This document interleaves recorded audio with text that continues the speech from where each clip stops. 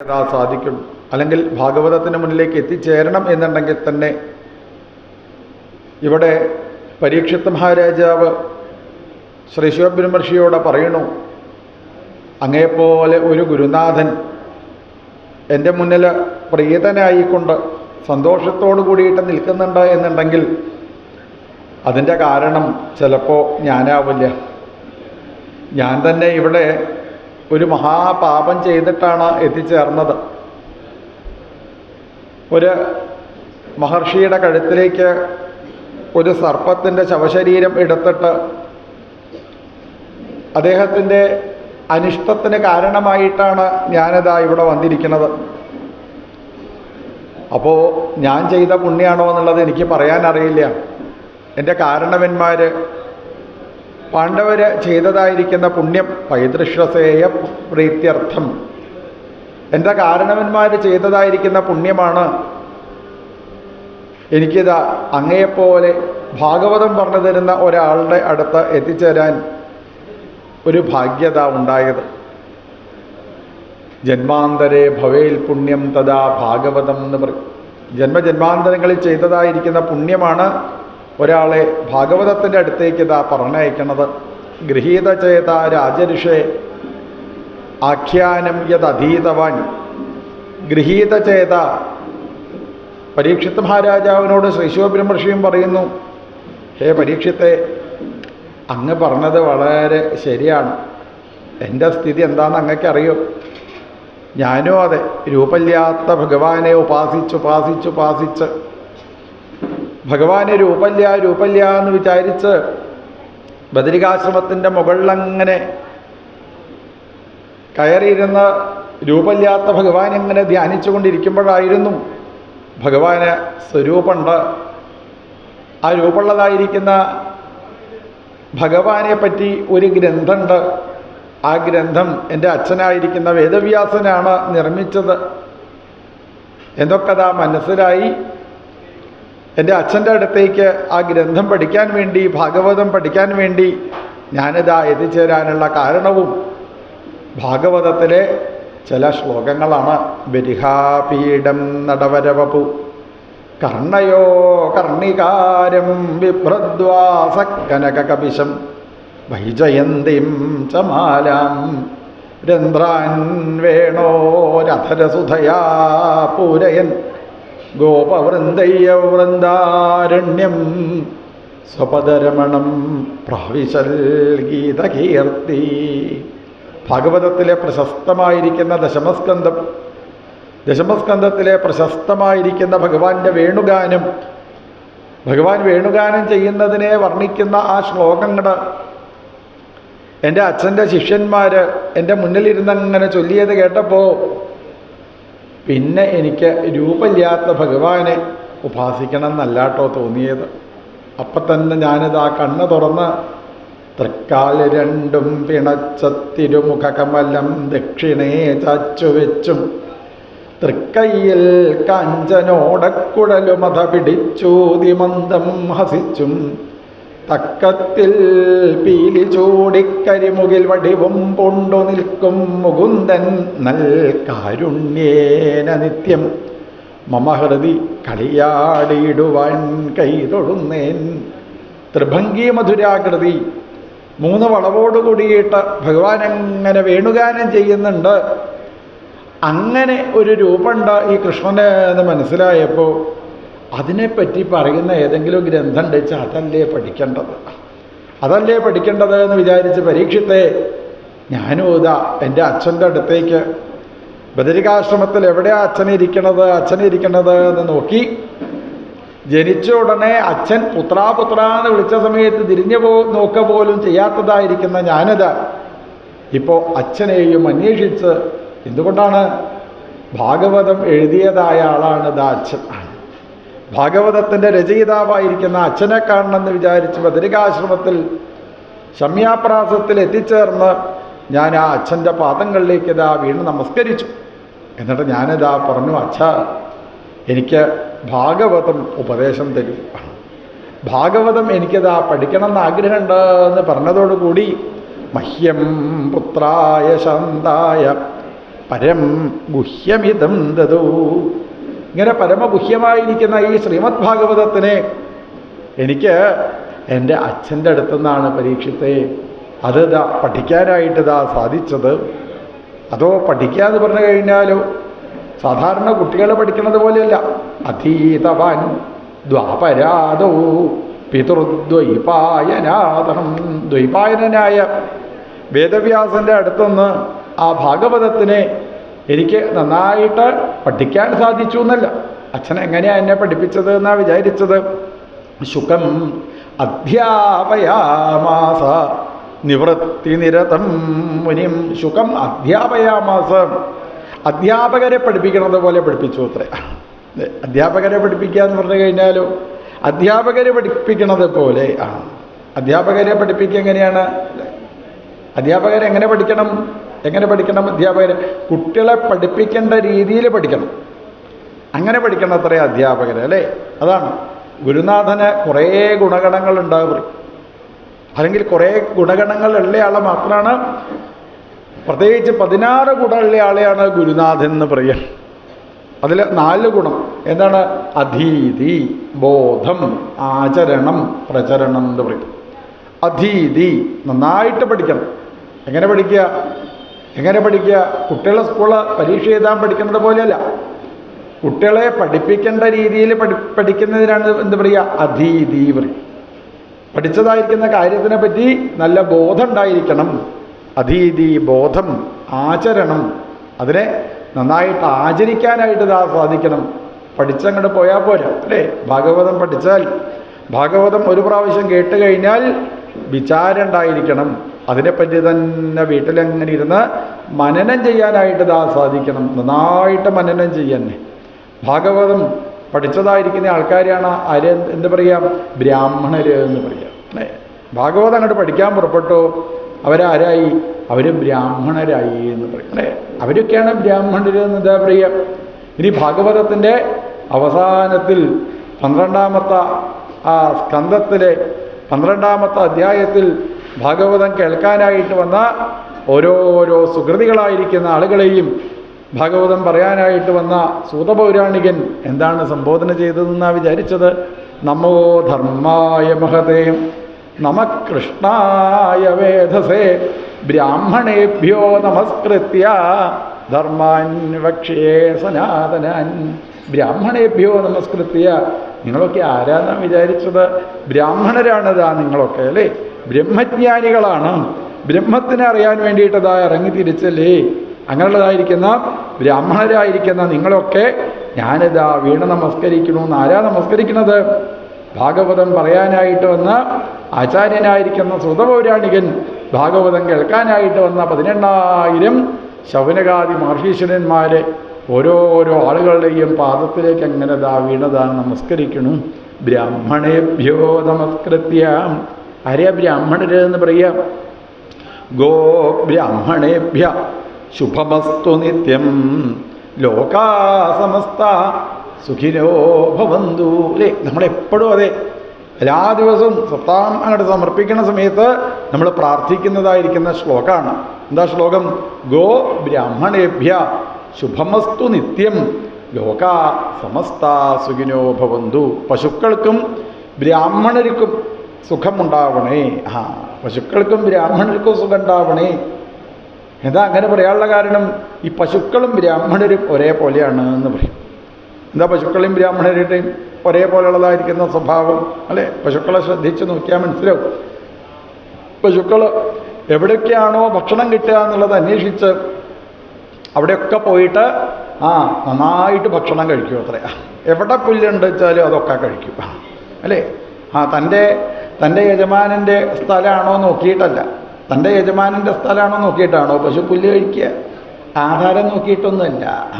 പശു പുല്ല് കഴിക്കുക എന്ന് പറഞ്ഞാൽ, അല്ലേ, തൻ്റെ യജമാനൻ്റെ ആധാരം എവിടെയൊക്കെയാണ് സ്ഥലമുണ്ട്. 10 സെൻറ്റ് അവിടെ ഉണ്ട് കേട്ടോ, അതിൻ്റെ അപ്പുറത്ത് 20 സെൻറ്റ്. അങ്ങനെയല്ല പശുക്കളെ പുല്ല് കഴിക്കുക, അല്ലേ? എവിടെ പുല്ല് കണ്ടു കഴിഞ്ഞാൽ എന്ത് ചെയ്യും?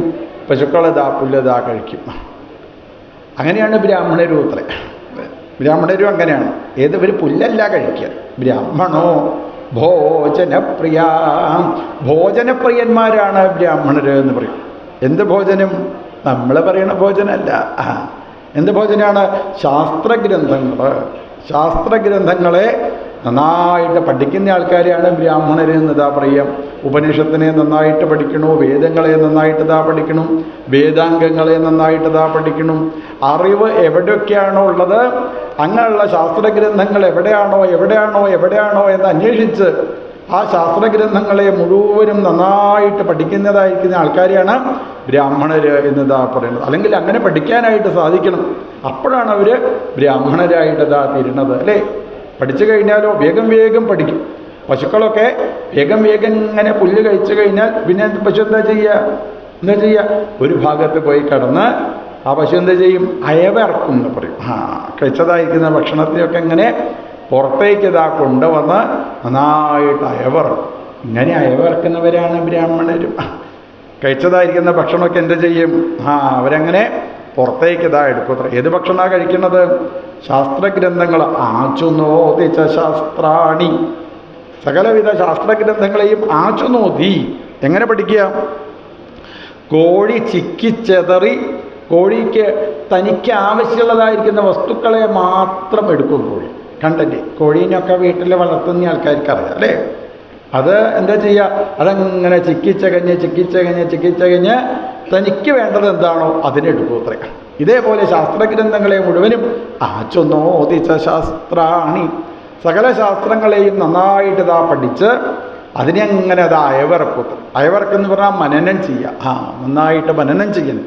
വീട്ടിലങ്ങനെ ഇരുന്ന് ആലോചിച്ച് ആവശ്യമുള്ളതായിരിക്കുന്ന ആളുകൾ മുന്നിലങ്ങനെ വന്നിരിക്കുമ്പോൾ അവർക്ക് വേണ്ടതായിരിക്കുന്ന കാര്യങ്ങളൊക്കെ ആർക്കാണോ പറഞ്ഞു കൊടുക്കാനായിട്ട് സാധിക്കുന്നത് അവരെയാണ് ബ്രാഹ്മണർ എന്ന് പറയുക അല്ലേ. അല്ലെങ്കിൽ അങ്ങനെയായിട്ട് തീരണം. അപ്പോഴാണ് അവർ ബ്രാഹ്മണരായിട്ട് തീരണത്. ഗോ ബ്രാഹ്മണേഭ്യ ശുഭമസ്തു നിത്യം. ഇങ്ങനെയുള്ള ആൾക്കാർക്കല്ലേ ശുഭം ഉണ്ടാവേണ്ടത്. ഇങ്ങനെയുള്ള ആളുകൾ ലോകത്തെങ്ങനെ വർദ്ധിച്ചു വന്നു വിചാരിക്കുക. നന്നായിട്ട് വേദം പഠിച്ച ആൾക്കാർ, നന്നായിട്ട് ശാസ്ത്രം പഠിച്ചതായിരിക്കുന്ന ആൾക്കാർ, നന്നായിട്ട് ഉപനിഷത്ത് പഠിച്ചതായിരിക്കുന്ന ആളുകളങ്ങനെ ലോകത്തെങ്ങനെ വളർന്നു വന്നു കഴിഞ്ഞാൽ പിന്നെ അവിടെ യാതൊരു കുഴപ്പവും ഉണ്ടാവില്ല. യാതൊരു പ്രയാസങ്ങളും യാതൊരു ദുഃഖങ്ങളും അവിടെ ഉണ്ടാവില്ല. അതുകൊണ്ടാണ് നമ്മളിതാ പ്രാർത്ഥിക്കുന്നത്. ഗോ ബ്രാഹ്മണേഭ്യ ശുഭമസ്തു നിത്യം ലോകാ സമസ്ത സുഖിനോ ഭവന്തു. അതാണ് ഭാഗവതം കേൾക്കാനായിട്ട് വന്ന ആളുകളൊക്കെ എങ്ങനെയാണ് വീണ് നമസ്കരിക്കുക അത്രേ. ബ്രാഹ്മണേഭ്യോ നമസ്കൃത്യ. കാരണം എന്താ? അവർ ധർമ്മശാസ്ത്രം പഠിക്കാൻ തയ്യാറായിട്ടുള്ള ആൾക്കാരാണ്. ഭാഗവതം എന്ന് പറഞ്ഞു കഴിഞ്ഞാൽ ശാസ്ത്രഗ്രന്ഥമാണ്. ഏത് ശാസ്ത്രഗ്രന്ഥം? കലൗ കീരേണ ഭാഷിതം. കലികാലത്ത് ജനങ്ങൾ പഠിക്കേണ്ടതായിരിക്കുന്ന ശാസ്ത്രഗ്രന്ഥമാണ് ഈ ശ്രീമദ് ഭാഗവതം ശാസ്ത്രം. കലൗ കീരേണ ഭാഷിതം. കലികാലത്തുള്ള ജനങ്ങൾക്ക് വേണ്ടിയിട്ട് മഹർഷീശ്വരന്മാർ എഴുതിയതായിരിക്കുന്ന ശാസ്ത്രഗ്രന്ഥങ്ങൾ തന്നെ രണ്ട് തരത്തിൽ. ഒന്ന് എന്താണ്? സദ്ശാസ്ത്രം, മറ്റൊന്ന് അസദ്ശാസ്ത്രം. സദ്ശാസ്ത്രം എന്ന് പറഞ്ഞാൽ ഭഗവാനെ പറ്റി പറയുന്ന ശാസ്ത്രഗ്രന്ഥങ്ങളെയാണ് സദ്ശാസ്ത്രം എന്ന് പറയുക. അസദ്ശാസ്ത്രം എന്ന് പറഞ്ഞു കഴിഞ്ഞാലോ നാളത്തേക്ക് ഇല്ലാതാവുന്ന ഈ പ്രകൃതിയെ പറ്റിയിട്ടൊക്കെ പറഞ്ഞു തരുന്നതായിരിക്കുന്ന ഗ്രന്ഥങ്ങളെയാണ് അസദ്ശാസ്ത്രം എന്ന് പറയുന്നത്. സത്ത് പറഞ്ഞാൽ എന്നും നിലനിൽക്കുന്നത്, സനാതനം എന്ന് പറഞ്ഞാൽ എന്താ അർത്ഥം? എന്നും നിലനിൽക്കുന്നത്. അതിനെ നശിപ്പിക്കാൻ ആർക്കും സാധിക്കില്ല. ലോകത്തൊരാൾ വിചാരിച്ചു കഴിഞ്ഞാലും നശിക്കാത്തതായ ശാസ്ത്രഗ്രന്ഥമാണ് എന്ത്? സനാതന ശാസ്ത്രങ്ങൾ എന്നുള്ളത്. ആ സനാതന ധർമ്മത്തിനെ പറ്റി പറയുന്നതായിരിക്കുന്ന ശാസ്ത്രഗ്രന്ഥങ്ങളെ ആരൊക്കെ പഠിക്കുന്നുവോ അവരൊക്കെ ബ്രാഹ്മണര് എന്ന് പറഞ്ഞാൽ അവരൊക്കെ വീണതാ നമസ്കരിക്കണം. അത്ര എളുപ്പമായിട്ട് കിട്ടുന്നതല്ല ഈ ശ്രീമദ് ഭാഗവതം. അത് എനിക്കിതാ പഠിക്കാനായിട്ടിതാ സാധിച്ചു. പരീക്ഷിത് മഹാരാജാവേ എന്ന് ശ്രീശോബ്രഹ്മർഷിയോദാ വർണ്ണിക്കണം. അഹോപകീയം സ്തനകാളകൂടം ജിഖാംസയാ അപായയതപ്യസാധീലേഭേഗതിം ധത്രുജിതാം തദോന്യം കം വാ ദയാലും ശരണം വ്രജേമ. കം വാ ദയാലും. ഇത്രയും ദയാലുവായിരിക്കുന്ന ഒരു ഈശ്വരൻ വേറെ ഉണ്ടോ? ആലോചിച്ച് നോക്കൂ. കൊല്ലാൻ വന്ന പൂതനയ്ക്ക് പോലും ഭഗവാൻ ഇപ്പം എന്താ കൊടുത്തത്? അമ്മയ്ക്ക് കൊടുക്കുന്നതായിരിക്കുന്ന ലോകത്തിന് അത്ര. പൂതനേനോട് പറഞ്ഞു, പൂതനെ ഇനി നീ നരകത്തേക്ക് പോണ്ടാട്ടോ. നിനക്ക് ഇങ്ങനെ കണ്ണാടി നോക്കുമ്പോൾ പേടിയാവുണ്ടോ പൂതനെ? പൂതന അങ്ങനെ അത്ര എന്തൊരു വേഷം അതിൻ്റേത് ഇതാ വിചാരിച്ചത്. പൂതനെ വികൃതമായിരിക്കുന്ന ഒരു വേഷം. ഇതെങ്ങനെ കണ്ണാടിയിൽ നോക്കി അപ്പം കണ്ണാടി പൊത്തി ഒട്ടിക്കും. അതാ ഈ പൂതനേൻ്റെ സ്വഭാവം. അതുകൊണ്ട് നീ ഇനി പേടിക്കണ്ട കേട്ടോ. ദുസ്വപ്നാദ്യുപശാന്തയേ, ഒരു ദുസ്വപ്നവും ഇനിയിപ്പോൾ കണ്ണാടി നോക്കിക്കഴിഞ്ഞാൽ പേടിയാവുമെന്ന് മാത്രമല്ല, അറിയാതെ ഒന്ന് കണ്ണടച്ച് ഉറങ്ങിപ്പോയോ പൂതന, ഉറക്കത്തിൽ ഇങ്ങനെ വേണ്ടാത്ത ദുസ്വപ്നം കാണുക. അത്ര ആരൊക്കെ യമധർമ്മരാജാവിനെ കാണുന്നു. ധർമ്മരാജാവിൻ്റെ ഭടന്മാരിങ്ങനെ കയറും കൊണ്ട് വരുന്നതൊക്കെ സ്വപ്നം കാണുക. അത്രയും പൂതന. ആ പൂതനയ്ക്ക് ഉറക്കം വരുന്നില്ല. ഉറക്കം വരാത്തതായിരിക്കുന്ന പൂതനേനോട് ഭഗവാൻ ഇതാ പറഞ്ഞു, ഇനി നീ നരകത്തിലേക്ക് പോവില്ല കേട്ടോ, നിന്നെ ഞാൻ കൊണ്ടുപോവാണ്. എവിടേക്ക്? ധത്രുചിതം തതോന്യം, എൻ്റെ അമ്മയ്ക്ക് കൊടുക്കാൻ വേണ്ടിയിട്ട് ഞാൻ നല്ലതായിരിക്കുന്ന ഒരു ലോകത്തിനെ കണ്ടുവച്ചിട്ടുണ്ട്. അതിൻ്റെ അടുത്ത മുറിയിൽ നെയ്യും പോയിട്ട് നിന്നു. അങ്ങനെയാണല്ലോ അല്ലേ? നമ്മൾ ടൂറൊക്കെ പോകുന്ന സമയത്ത് ഏറ്റവും നല്ല റൂം എവിടെയാണുള്ളത്? ഹോട്ടൽ. ഏറ്റവും നല്ല ഹോട്ടൽ എവിടെയാണ്? ഏറ്റവും നല്ല ലോഡ്ജ് എവിടെയാണ് അല്ലേ? എന്നിട്ട് ആ ലോഡ്ജ് ബുക്ക് ചെയ്യും. എൻ്റെ അമ്മയ്ക്ക് വേണ്ടിയിട്ട് ഞാൻ നല്ലൊരു ലോഡ്ജ് ബുക്ക് ചെയ്തിട്ടുണ്ട് പൂതനെ. അതിൻ്റെ അടുത്ത് വേറൊരു മുറിയും കൂടി ഞാൻ നിനക്ക് വേണ്ടിയിട്ട് ഇതാ കണ്ടുവച്ചിട്ടുണ്ട് എന്ന് പറഞ്ഞ് ആ പൂതനയെ ഭഗവാൻ എന്ത് ചെയ്തു? നേരെ തൻ്റെ അമ്മയ്ക്ക് കൊടുക്കുന്നതായിരിക്കുന്ന ലോകത്തിലേക്കാണ് ഭഗവാൻ ഇതാ പറഞ്ഞയച്ചത്. ഇത്രയും ദയാലുവായിരിക്കുന്ന വേറൊരു ദേവനെ നമുക്കിതാ ലോകത്ത് കാണാനായിട്ടിതാ സാധിക്കില്ല. ആ ഭഗവാന്റെ കഥകളാണിതാ ഇനി മുതൽ കൃഷ്ണാവതാരം മുതൽ അങ്ങോട്ട് ദശമസ്കന്ധം അങ്ങോട്ട് പറഞ്ഞാൽ പിന്നെ കലൗ ജനിഷ്യമാണാനം ദുഃഖശോകതമോനുതം അനുഗ്രഹായ ഭക്താനാം സുപുണ്യം വ്യതനോദ്യശ. സുപുണ്യം വ്യതനോദ്യശ. ആർക്കൊക്കെയാണോ ഭാഗവതത്തിലെ കഥകള് കൃഷ്ണകഥകൾ കേൾക്കാനായിട്ട് സാധിക്കുന്നത്, അവർക്ക് യശസ് ഉണ്ടാകുന്നു, അവർക്ക് ജീവിതത്തിൽ സുഖത ഉണ്ടാകുന്നു, അവർക്ക് എല്ലാവിധ ഐശ്വര്യത്തിനെയും ഭഗവാനത പ്രദാനം ചെയ്യുന്നു അല്ലേ? കാരണം ഐശ്വര്യത്തിൻ്റെ ദേവതയായിരിക്കുന്ന കൃഷ്ണനെ പറ്റിയിട്ടാണിതാ ഇവിടെ ഇരുന്ന് പറയണത്. ഭഗവാന്റെ ബാലചരിതങ്ങൾ, ബാലചരിതാനിച്ച ശംതമാനി, ശാന്തിയെ പ്രദാനം ചെയ്യുന്നതാണ് ഭഗവാന്റെ ബാലലീലകൾ. ഭഗവാൻ അങ്ങോട്ട് അവതരിക്കാനായിട്ട് പുറപ്പെട്ടതോടുകൂടി തന്നെ നിത്യോത്സവം നതദ്രുപു ദൃശിപിപ്പിപന്ത്യോ, നിത്യോത്സവം. ഭഗവാൻ അവതരിച്ചതോട് കൂടിയിട്ട് അവിടെ ഉത്സവമായിട്ട് മാറിയിത്ര. എന്നും അത് ഉത്സവമൊക്കെ വന്നാൽ നമുക്കറിയാലോ. അമ്പലത്തിൽ അങ്ങോട്ട് ഉത്സവം കൊടിയേറിക്കഴിഞ്ഞാൽ പിന്നെ ആ നാട്ടിലുള്ള ആൾക്കാരൊന്നും അതെ തൻ്റെ വീട്ടിലിരിക്കില്ല. എല്ലാവരും എവിടെയാണ് ഇരിക്കുക? ഉത്സവം എവിടെയാണോ, ഉത്സവം എവിടെയാണോ, ഉത്സവം എവിടെയാണോ. ഉത്സവം കണ്ട് വന്നു കഴിഞ്ഞാൽ പിന്നെ തിരക്കായി ആൾക്കാർക്കൊക്കെ അല്ലേ? ഒരു മിനിറ്റ് ഒഴിവില്ലാതെ അവരങ്ങനെ അമ്പലത്തിൽ അങ്ങോട്ടോടണു ഇങ്ങോട്ടോടണു. എന്തിനാ? സപ്താഹം വന്നാൽ തന്നെ നമുക്കറിയാലോ, സപ്താഹ ഉത്സവം അങ്ങോട്ട് വന്നു കഴിഞ്ഞാൽ പിന്നെ ഒരാൾക്കും ഒരു മിനിറ്റ് ഒഴിവില്ല. വീട്ടിലിരിക്കാൻ തന്നെ സമയമില്ല ആൾക്കാർക്ക്. വീട്ടിലൊന്നും വെച്ചാലും ഭക്ഷണം കഴിക്കില്ല ആ സപ്താഹം. നമുക്ക് തന്നെ അറിയാലോ അല്ലേ? ഇനിയിപ്പോൾ 7 ദിവസം കഴിഞ്ഞ് വീട്ടിൽ പോയി നോക്കിയിട്ട് വേണം റേഷൻ കാർഡ് എവിടെയാണ് നോക്കുക. ഇപ്പോൾ 7 ദിവസമായിട്ട് ഭക്ഷണമൊന്നും ഉണ്ടാക്കിയില്ല. രാവിലെ ഉച്ചയ്ക്ക് വൈകുന്നേരം ഒക്കെ ഇവിടുന്ന് കരെ കഴിച്ച് അല്ലേ? 7 ദിവസമായിട്ട് യാതൊരു ചിന്തയില്ല. നിത്യോത്സവം നതദ്രുപു. ഭഗവാൻ അങ്ങോട്ട് അവതരിക്കാൻ തയ്യാറായതോടുകൂടി എന്നും ഉത്സവമാത്രേ. അവിടെ ആ വൃന്ദാവനത്തിൽ ഭഗവാനെ കാണാൻ വേണ്ടിയിട്ട് എത്ര ആൾക്കാരാണ് വരുന്നത് അറിയില്ല. ശ്രീകൃഷ്ണ ഭഗവാൻ അവതരിച്ചതോടുകൂടി ഗോപസ്ത്രീകൾക്കും ഗോപബാലന്മാർക്കും ഭഗവത് ഭക്തന്മാർക്കും ഉത്സവമായിട്ടതാ മാറി. കംസന്റെ കാരാഗൃഹത്തിൽ അവതരിച്ചതായിരിക്കുന്ന ആ ഭഗവാനെ ദേവകി വസുദേവന്മാരൊന്ന് ഇപ്പോൾ നന്നായിട്ട് കണ്ടൂത്രേ. ആവിരാസിയിൽ യഥാ പ്രാച്യാം ദിശി ഇന്ദുരിവ പുഷ്കല. ഇന്ദുരിവ പുഷ്കല.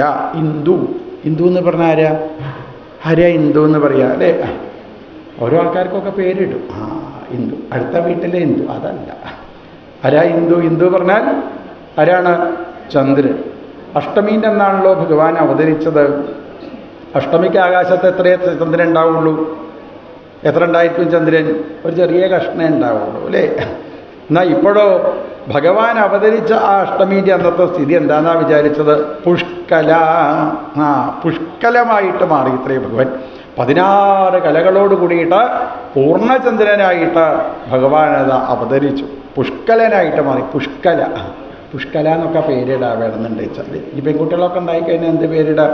പുഷ്കല. നല്ല പേരാ അല്ലേ? എത്ര നല്ല പേരാ ഭാഗവതത്തിലുള്ളത് എന്നാണ് വിചാരിച്ചത്. ഇനിയിപ്പോൾ ആരെങ്കിലുമൊക്കെ അല്ലേ കുട്ടികൾക്കൊക്കെ പേരിടാൻ വേണ്ടിയിട്ട് ഇവർ എന്തൊക്കെയാ ചെയ്യാന്നാണ് വിചാരിച്ചത് പേരിടാൻ വേണ്ടി അല്ലേ? ഇപ്പം കല്യാണം കഴിക്കാൻ പോകുമ്പോൾ പെണ്ണ് കാണുന്ന സമയത്ത് തന്നെ ഒരുവിധം ഈ പെൺകുട്ടീനെയാണ് കല്യാണം കഴിക്കുക എന്ന് ഉറപ്പായാൽ ഇവർ രണ്ടാളും കൂടി സ്വകാര്യം പറയും. എന്താ അറിയോ സ്വകാര്യം പറയും? എന്തായാലും ഞാൻ എന്നെ തന്നെയാണ് കല്യാണം കഴിക്കുക എന്ന് എനിക്കിപ്പോൾ ഉറപ്പായി. നിനക്കും ഉറപ്പായില്ലേ? എനിക്കും ഉറപ്പായി മനുഷ്യ. എന്തായാലും നമ്മളെ കല്യാണം കഴിഞ്ഞാൽ കുട്ടി ഉണ്ടാവുകയും ചെയ്യും. കുട്ടി ഉണ്ടായി കഴിഞ്ഞിട്ട് വെച്ചാൽ എന്താ പേരിടേണ്ടത്? നീ ഇപ്പം തന്നെ അന്വേഷിക്കണേ, ഇപ്പം തന്നെ നീ ഇത് ആലോചിച്ച് വെക്കണേ എന്ന് പറഞ്ഞാൽ പെണ്ണ് കണ്ട അന്ന് മുതൽ ആൾക്കാരിങ്ങനെ കുട്ടി ഉണ്ടായിക്കഴിഞ്ഞാൽ കുട്ടിക്ക് പേരിടാൻ വേണ്ടിയിട്ട് ഇങ്ങനെ ആലോചിക്കാനായിട്ട് ഇതാ പുറപ്പെട്ട് ഞങ്ങളുടെ കുട്ടി ഉണ്ടാവാന്നങ്ങോട്ട് ഉറപ്പായി കഴിഞ്ഞാൽ പിന്നെ ഒരു 10,000-50,000 ഉറുപ്പ്യേൻ്റെ പുസ്തകം വാങ്ങി ഇരുന്ന് പഠിക്കുക കുട്ടിക്ക് പേരിടാൻ വേണ്ടിയിട്ട് അല്ലേ? ഇതിൻ്റെ ഒന്നും പ്രയാസമില്ല. നല്ല നല്ല പേരിടണമെന്നുണ്ടെങ്കിൽ ആൾക്കാർ എന്ത് ചെയ്താൽ മതി? ഭാഗവതം അങ്ങോട്ട് വായിച്ചാൽ മതി. എത്ര നല്ല പേരാ! അനവധി നല്ല നല്ല പേരുകൾ കിട്ടണോ? ഭാഗവതം വായിച്ചാൽ മതി. അനവധി പേരുണ്ട്. പുഷ്കല സ്ഥല പേരല്ലേ? ഇനിയൊക്കെ ആരെങ്കിലും കുട്ടികളൊക്കെ ഉണ്ടാവണമെന്ന് വെച്ചാൽ എന്ത് ചെയ്യുക? ഇനിയിപ്പോൾ കുട്ടികളൊക്കെ കുറേ കാലം മുന്നേ പറഞ്ഞിരുന്നു വെച്ചാൽ കുട്ടിക്ക് അങ്ങനെ പേരുണ്ടായിരുന്നു തിരുമേനി. ഇനി ഈ ജന്മത്തിൽ ഞാനങ്ങനെ കുട്ടികൾക്ക് പേരിടുന്നത് ആയിക്കോട്ടെ. തനിക്ക് കുട്ടികൾക്ക് പേരിടാൻ പറ്റില്ല, പേരക്കുട്ടികളുണ്ടാവുമല്ലോ. അപ്പോൾ പേരക്കുട്ടികളൊക്കെ ഉണ്ടാകുമ്പോൾ തൻ്റെ മകളോടൊക്കെ പറഞ്ഞു കൊടുക്കുക, കുട്ടി ഉണ്ടായിക്കഴിഞ്ഞാൽ നിനക്ക് നല്ല പേരിടണമെന്ന് ആഗ്രഹമുണ്ടോ? നീ എന്ത് ചെയ്താൽ മതി? ഭാഗവതം വായിച്ചോ. അനവധി നല്ല പേരുകളാണത്. അത് ആൺകുട്ടികൾക്കിടാനുള്ള പേരുണ്ട്, പെൺകുട്ടികൾക്കിടാനുള്ള പേരും ഇതിലിതാണ്ട് അല്ലേ? പുഷ്കല. അതിനെ പുഷ്കലമായിക്കൊണ്ട് 16 കലകളോട് കൂടിയിട്ട് പൂർണ്ണചന്ദ്രനായിട്ട് ഭഗവാൻ എങ്ങനെ ആകാശത്തതാ കാത്തു നിൽക്കുന്നുണ്ട്. ചന്ദ്രൻ കാത്തു നിൽക്കണു. തമൽഭുതം ബാലകമംബുജേക്ഷണം ചതുർഭുജം ശംഖഗദാര്യുധായുധം ശ്രീവത്സലക്ഷ്മം കളശോഭികൗസ്തുഭം പീതാംബരം സാന്ദ്രപയോദസൗഭഗം മഹാവൈഡൂര്യകിരീടകുണ്ടലത്യുഷാ പരിഷ്വക്ത സഹസ്രകുണ്ടളം ഉദ്ദാമകാഞ്ചിഅംഗദ കങ്കണാദിഭിർവിരോചമാനം വസുദേവ ഐക്ഷതാം. വസുദേവര് കണ്ടതായിരിക്കുന്ന ഭഗവാന്റെ ആ രൂപത്തിനെയാണത് പിന്നീട് വർണ്ണിക്കണത്. തൻ്റെ മുന്നിൽ എങ്ങനെ ശോഭിച്ചുകൊണ്ടിരിക്കുന്ന സാക്ഷാൽ ഭഗവാനെ ദേവകി വസുദേവന്മാരിപ്പോൾ കാരാഗ്രഹത്തിൽ നന്നായിട്ട് കണ്ടൂത്രേ. ചന്ദ്രകിരണങ്ങൾ പൊടിക്കുന്ന തിരുനഖങ്ങളോടുകൂടി പാദങ്ങളിൽ സ്വർണത്തിൻ്റെ പാദസരം ധരിച്ച് പീതാംബരപ്പെട്ട ഞൊറിഞ്ഞുടത്ത് അരയിൽ വലിയതായ സ്വർണ്ണാഭരണം ചാർത്തി വനമാലയണിഞ്ഞ് രത്നമാലകളണിഞ്ഞ് സ്വർണ്ണമാലകളണിഞ്ഞ് മുത്തുമാലകളണിഞ്ഞ് തുളസിമാലകളണിഞ്ഞ് കഴുത്തിൽ കൗസ്തുഭ രത്നം ചാർത്തി 4 തൃക്കൈകളിൽ ശംഖ്, ചക്രം, ഗദ, താമരപ്പൂവ് എന്നിവ ധരിച്ചുകൊണ്ട് തോൾവളകളണിഞ്ഞ് സ്വർണ്ണവളകളണിഞ്ഞ് സ്വർണ്ണമോതിരം ചാർത്തി അതിമനോഹരമായി പുഞ്ചിരിച്ച് ഉയർന്ന നാസികയോടുകൂടി വാലിട്ട തൃക്കണ്ണെഴുതി ഗോപിക്കുറി ചാർത്തി കാതിൽ മകരകുണ്ടലങ്ങളണിഞ്ഞ് സ്വർണത്തിൻ്റെ കിരീടം ചാർത്തി മയിൽപ്പീലി അണിഞ്ഞ സാക്ഷാൽ ഭഗവാനെ നേരെ മുന്നിലെങ്ങനെ ദേവകീ വസുദേവന്മാർക്ക് കാണാനായിട്ട് സാധിച്ചു. ചതുർഭുജം 4 കൈകളാണ് ഭഗവാൻ ഉള്ളത്. ഏതാ ഈ ഭഗവാന്റെ 4 കൈകൾ?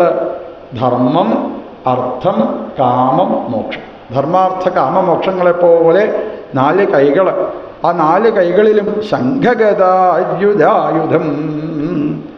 ശംഖ് കയ്യിൽ പിടിച്ചിട്ടുണ്ട് ഭഗവാൻ. ഭഗവാന്റെ കയ്യിലുള്ള ശംഖിൻ്റെ പേരെന്താണ്? പാഞ്ചജന്യം അല്ലേ? വെളുത്തതായിരിക്കുന്ന ആ ശംഖ്.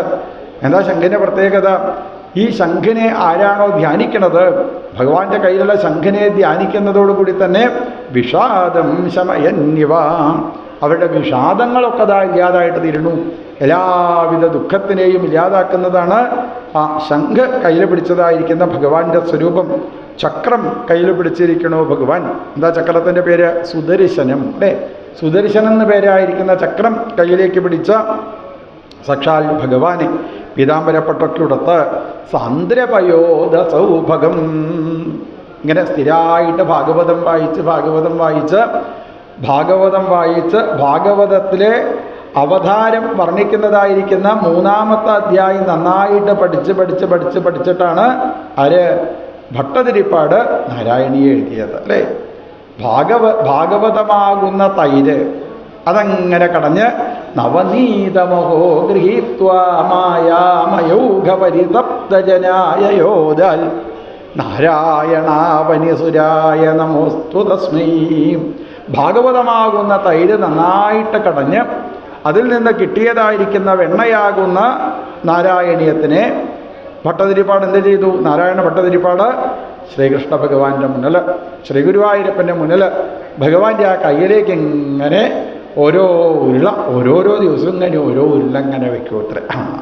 ഓരോരോ ദിവസവും ഇങ്ങനെ ഈ നാരായണീയമാകുന്ന ഓരോരോ ഉരുളയും ഇങ്ങനെ വെണ്ണയാകുന്ന ഉരുളങ്ങനെ ഭഗവാന്റെ കയ്യിലേക്ക് ഇതാ കൊണ്ടുപോയിട്ടതാ വയ്ക്കും. അപ്പോൾ ഭാഗവതത്തിലെ ഈ അവതാര ശ്ലോകം എന്താ അതിൽ പറയണത്? സാന്ദ്രപയോധ സൗഭഗം എന്നാ അവിടുന്ന് തന്നെ തുടങ്ങാൻ വിചാരിച്ചു പറയ നാരായണീയം. ഇതങ്ങനെ നല്ല പരിചയ. ഭാഗവതത്തിലെ അവതാര ശ്ലോകം നന്നായിട്ട് പരിചയമുള്ളതായിരിക്കുന്ന ഭട്ടതിരിപ്പാട് നാരായണി എഴുതാനായിട്ട് പുറപ്പെട്ടപ്പോൾ എങ്ങനെയാ തുടങ്ങണത്? സന്ദ്രാനന്ദാവബോധാത്മകമനുപമിതം കാലദേശാവതിഭ്യം. എങ്ങനെയുള്ളതാ ഭഗവാന്റെ സ്വരൂപം? സന്ദ്രാനന്ദാവബോധാത്മകമനുപമിതം കാലദേശാവതിഭ്യാം നിർമുക്തം നിത്യമുക്തം നിഗമശത സഹസ്രേണ നിർഭാസ്യമാനം. അങ്ങനെ സാന്ദ്രമായ കട്ടികൂടിയതായിരിക്കുന്ന ആനന്ദത്തിനെ ഇപ്പോതാ ഇവർക്ക് കാണാനായിട്ട് സാധിച്ചു. ഉദ്ദാമ കാഞ്ചി അംഗത കങ്കണാദിഭിർവിരോചമാനം വസുദേവ ഈക്ഷത. ഈ ഭഗവാന്റെ സ്വരൂപങ്ങൾ കണ്ടതോട് കൂടിയിട്ട് വസുദേവർക്ക് എന്തെന്നില്ലാത്ത പരിഭ്രമായി ഇത്ര. സ വിസ്മയോദ്ഭുല്ല വിലോചനോ ഹരിം. ഒരു വിസ്മയം ഉണ്ടായി ഇത്ര, പരിഭ്രമം ഉണ്ടായി. എങ്ങനെയാണ് പരിഭ്രമം ഉണ്ടാവാതിരിക്കുക? നമുക്കാച്ചാൽ പരിഭ്രമം ഉണ്ടാവില്ല അല്ലേ? ഒരു കുട്ടി അങ്ങോട്ട് ഉണ്ടായ സമയത്ത് എങ്ങനെയാ അപ്പോൾ വന്നത് അല്ലേ? എങ്ങനെയാണ്? കാലിൻ്റെ മോളൊക്കെ സ്വർണത്തിൻ്റെ ആഭരണമുണ്ട്, അരയിൽ സ്വർണത്തിൻ്റെ ആഭരണമുണ്ട്, കയ്യിൽ സ്വർണത്തിൻ്റെ ആഭരണമുണ്ട് അല്ലേ? മോതിരങ്ങളൊക്കെ നല്ല മോതിര, ഇത് 2 ഗ്രാം കൊണ്ടുള്ള മോതിരമല്ല, വലിയ മോതിരങ്ങളൊക്കെ സ്വർണത്തിൻ്റെ മോതിരമൊക്കെ അത് അണിഞ്ഞുകൊണ്ട് കഴുത്തിൽ കുറേ സ്വർണ്ണാഭരണങ്ങൾ അല്ലേ? നമ്മുടെ കുട്ടികളൊക്കെ അങ്ങനെ ഉണ്ടായിരുന്നു വെച്ചാൽ എത്ര നന്നായിരുന്നു അല്ലേ? നമ്മുടെ കുട്ടികളൊക്കെ അങ്ങനെ ശരീരത്തിലൊക്കെ സ്വർണ്ണാഭരണമായിട്ടാണ് ഈ ഭൂമിയിൽ ഭഗവാൻ വന്നതുപോലെയാണ് നമ്മളെ കുട്ടികൾ ഈ ഭൂമിക്ക് വന്നിരുന്നു വെച്ചാൽ എത്ര നന്നായിരുന്നു. അതാണ് ഇനി എല്ലാവരും പ്രാർത്ഥിക്കേണ്ടത് അല്ലേ? തനിക്കൊരു കുട്ടി ഉണ്ടാവുന്ന അങ്ങോട്ട് മനസ്സിലായി കഴിഞ്ഞാൽ ശ്രീകൃഷ്ണ ഭഗവാന്റെ മുന്നിൽ പോയിട്ട് ഇങ്ങനെ പ്രാർത്ഥിക്കുക, ഭഗവാനെ അങ്ങ് അവതരിച്ചതുപോലെ എനിക്കുണ്ടാവുന്നതായിരിക്കുന്ന കുട്ടിയും ആവണേ ഭഗവാനെ അങ്ങനെ അവതരിച്ചത്. അങ്ങ് കുറേ സ്വർണ്ണമൊക്കെ വരുന്ന സമയത്ത് കൊണ്ടുപോകുന്നില്ലേ? ഇതേപോലെ ഇവിടെ അങ്ങനെ കുറേ സ്വർണം വേണമെന്നുണ്ടെങ്കിൽ എന്ത് ചെയ്താൽ മതി? ഐശ്വര്യം വേണമെന്നുണ്ടെങ്കിൽ എന്ത് ചെയ്താൽ മതി? ഭഗവാനെ അങ്ങനെ ഉപാസിക്കല്ലേ അല്ലേ? ഭഗവാനെ നന്നായിട്ട് ഉപാസിച്ചു കഴിഞ്ഞാൽ നല്ല ഐശ്വര്യത അവർക്കുണ്ടാവും. പക്ഷെ ഈ രൂപം കണ്ടതോട് കൂടിയിട്ട് വല്ലാത്തൊരു പരിഭ്രമം ഉണ്ടായി വസുദേവർക്ക്. പരിഭ്രമം ഉണ്ടായതോട് കൂടിയിട്ട്, പരിഭ്രമം ഉണ്ടായാൽ നമ്മളെന്താ ചെയ്യുക അല്ലേ? വീട്ടിൽ വിചാരിക്കാത്ത എന്തെങ്കിലും അങ്ങോട്ട് സംഭവിച്ചു കഴിഞ്ഞാലോ അല്ലേ? കുട്ടികൾക്ക് എന്തെങ്കിലും സംഭവിക്കുക, കുട്ടിയെ കടന്നുറങ്ങാതെയാവുക, കുട്ടി ചിലപ്പോൾ അല്ലേ പെട്ടെന്ന് വല്ലാതെ എങ്ങനെ കരയുക, അതിനൊക്കെ ചെയ്ത് കഴിഞ്ഞാൽ പല ആൾക്കാരും പല വഴിപാടൊക്കെ നേരും. ഇതൊക്കെ വഴിപാട് ഓരോരുത്തരും ചെയ്യാമെന്നാണ് വിചാരിച്ചത്. ചില സ്ത്രീകളൊക്കെ വഴിപാട് നേരും. എന്താ വഴിപാട് നേരാറ്? എൻ്റെ ഭർത്താവിനെ കൊണ്ട് ഞാനൊരു 108 ശയന പ്രദക്ഷിണം അമ്പലത്തിൽ ഇതാ ചെയ്യിച്ചോളാം. 108 ശയന പ്രദക്ഷിണം ഞാൻ എൻ്റെ ഭർത്താവിനെ കൊണ്ട് അമ്പലത്തിൽ ഇതാ ചെയ്യിച്ചോളാം. ഭഗവാൻ താൻ ചെയ്യാൻ പറയില്ല, ഭർത്താവിനെ കൊണ്ട് ഞാൻ ഇങ്ങനെ ഒരു വഴിപാടൊക്കെ നേരും. ഇവിടെ വസുദേവരും അതെ. ഇപ്പോൾ ഈ ഭഗവാനെ കണ്ട സമയത്ത് ഒരു വഴിപാട് ഇതാ നേർന്നു. എന്ത് വഴിപാടാണ് നേർന്നത് അറിയും? അയൂതം അപ്ലുതാം ഗവാം. ഒരു 10,000 പശുക്കളെ ഞാൻ ബ്രാഹ്മണർക്ക് ദാനം ചെയ്തോളാം. അങ്ങനെ ഒരു വഴിപാടാണ് ഇപ്പോൾ വസുദേവരത വിചാരിച്ചത്. ഈ വഴിപാട് നേരിയാന്നല്ലാതെ കാര്യം നേരിയായി കഴിഞ്ഞാൽ പിന്നെ ആൾക്കാർ വഴിപാടൊക്കെ മറക്കും അല്ലേ? നമ്മളെ സ്ഥിതി അങ്ങനെ തന്നെയാണല്ലോ. കാര്യം അങ്ങോട്ട് നേരെയാവുന്നത് വരെ വഴിപാടൊക്കെ ഓർമ്മ ഉണ്ടാവും. അതങ്ങോട്ട് നേരെയായി കഴിഞ്ഞാലോ പിന്നെ വഴിപാടൊക്കെ മറക്കും. ഇതേപോലെ തന്നെയാണ് വസുദേവർ ഇനി 10,000 പശുക്കളെ എപ്പോഴാണ് ദാനം ചെയ്യണത് ചോദിച്ചാൽ ശ്രീകൃഷ്ണ ഭഗവാന്റെ ഷഷ്ടിപൂർത്തിയൊക്കെ കഴിഞ്ഞ് സമന്തപഞ്ചക ക്ഷേത്രക്കരയിൽ വെച്ച് ആളുകളെല്ലാവരും കൂടി ഒരുമിച്ച് കൂടിയതായിരിക്കുന്ന ആ സ്ഥലത്ത് വെച്ചിട്ടാണ് ഇനി ഈ 10,000 പശുക്കളെയൊക്കെ ദാനം ചെയ്യുന്നത്. പിന്നീട് വസുദേവര് ഭഗവാനെ സ്തുതിക്കണു. വിദിതോസി ഭവാൻ സാക്ഷാൽ പുരുഷ. എനിക്ക് മനസ്സിലായി ഭഗവാനെ, അങ്ങ് ആരാണ്? സാക്ഷാൽ പുരുഷ, അങ്ങ് പുരുഷനാണെന്ന് എനിക്കിതാ മനസ്സിലായി. പുരുഷൻ എന്ന് പറഞ്ഞാൽ എന്താ അർത്ഥം? എന്തിനാണ് പുരുഷൻ എന്ന് പറയുന്നത്? സകല ശരീരത്തിൻ്റെ ഉള്ളിലും ജീവാത്മാവായിക്കൊണ്ട് ശോഭിക്കുന്നത് അങ്ങാണെന്ന് എനിക്കിതാ മനസ്സിലായി. അങ്ങ് എങ്ങനെയുള്ള ആളാണ്? പ്രകൃതേ പരഹ, ഈ പ്രകൃതിക്കും പരനായിരിക്കുന്ന ആളാണ്. കേവലാനുഭവാനന്ദ സ്വരൂപ. ഭഗവാന്റെ സ്വരൂപം എന്ന് പറഞ്ഞാൽ എന്താ? ഭഗവാന്റെ സ്വരൂപം മുഹ്യന്തി യൽ സൂരയ. അറിവുള്ള ആളുകൾക്ക് പോലും ഭഗവാന്റെ സ്വരൂപം എന്താണെന്ന് പറയാനായിട്ട് സാധിക്കുന്നില്ല. ആർക്കും പറയാൻ പറ്റില്ല. ഇന്നതാ ഭഗവാന്റെ സ്വരൂപം എന്ന് ആർക്കെങ്കിലും പറയാൻ പറ്റൂ? ശ്രീകോവിലേക്ക് നോക്കുമ്പോൾ ഓരോ രൂപമാണ് കാണാൻ സാധിക്കുക. പക്ഷേ ഒന്നുറപ്പാണ്, എന്ത്? കേവല അനുഭവ ആനന്ദ സ്വരൂപ. ആനന്ദമാണ് ഭഗവാൻ എന്നുള്ളത് ഞങ്ങൾക്കിതാ മനസ്സിലാവുന്നുണ്ട്. ഇത് എപ്പോഴാണ് മനസ്സിലാവുക? ആനന്ദത്തിൻ്റെ അടുത്തേക്ക് അങ്ങനെ ഇരിക്കുന്ന സമയത്ത് ആ ആനന്ദം എന്താണെന്നുള്ളത് മനസ്സിലാവുള്ളൂ. അപ്പോൾ ഭഗവാനെ മനസ്സിലാവണമെന്നുണ്ടെങ്കിൽ എന്ത് വേണം? ഭഗവാന്റെ അടുത്തേക്ക് എത്തിച്ചേരാൻ വേണ്ടിയിട്ട്